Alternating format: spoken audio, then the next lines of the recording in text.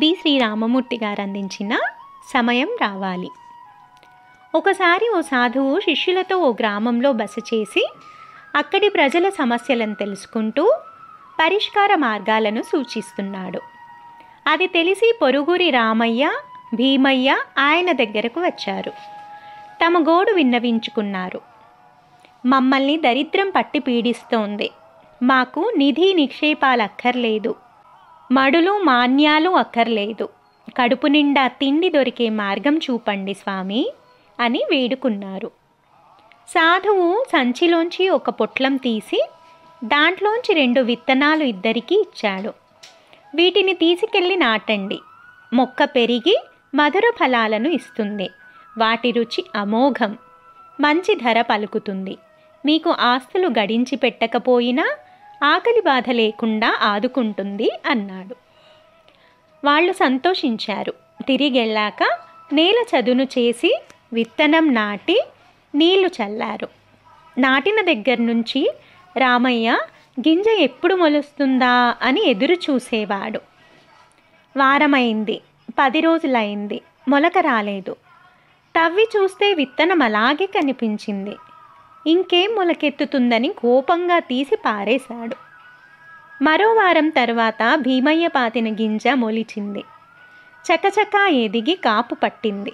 మధురమైన ఆ పండ్లను అమ్మి సొమ్ము చేసుకుంటున్న భీమయ్యను చూసి తాను ఆ అవకాశాన్ని కోల్పోయినందుకు రామయ్య బాధపడ్డాడు. గుడ్డు నుంచి కోడిపిల్ల రావటానికి 21 రోజులు పడుతుంది. గర్భంలోంచి శిశువు భూమి మీద పడటానికి 9 నెలలు పడుతుంది. ఏ పనులు నెరవేరాలన్నా కొంత సమయం పడుతుందన్న ఇంగిత జ్ఞానం లేకపోతే ఫలితం అనుభవించక తప్పదు. ఒక్కోసారి మనం పడిన కష్టానికి తగిన గుర్తింపు వెంటనే లభించదు. అలాంటప్పుడు కుంగిపోవడం, నిగ్రహం కోల్పోవడం తగదు. బాణభట్టారకుడనే మహాకవి 18 ఏళ్లకే కాదంబరి అనే గ్రంథం రాసి రాజాశ్రయానికి వెళ్ళాడు. అక్కడున్న పండితుల్లో ఇతన్ని హేళన చేశారు. కాదంబరి అంటే కళ్ళు. కళ్ళు తాగితే రుచి తెలియదని రాజు భావించి పరిపక్వత లేదు పొమ్మన్నాడు. బాధపడిన బాణుడు ఇంటికెళ్ళి కోపంతో కావ్యాన్ని తగలబెట్టాడు.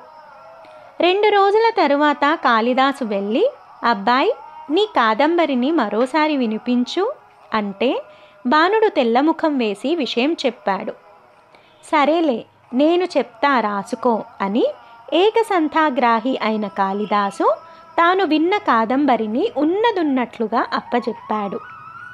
లేకపోతే కాదంబరి మనకు దక్కేది కాదంటూ బహుళ ప్రచారంలో ఉన్న కథ తొందరపాటు చర్యలు ఎంత నష్టం కలిగిస్తాయో చెబుతుంది. మరికొందరుంటారు, పర్యవసానం గురించి ఆలోచించకుండా తోచిన పని చేసేస్తారు. అవివాహిత అయిన కుంతి దుర్వాసుడిచ్చిన వరాన్ని ముందు చూపు లేకుండా ఆచరణలో పెట్టబట్టే కదా అంత కడుపుకోత అనుభవించింది. ఏ పనికైనా ముందు వెనకలు ఆలోచించి సమయాలు చూసే నిర్ణయం తీసుకోవాలి.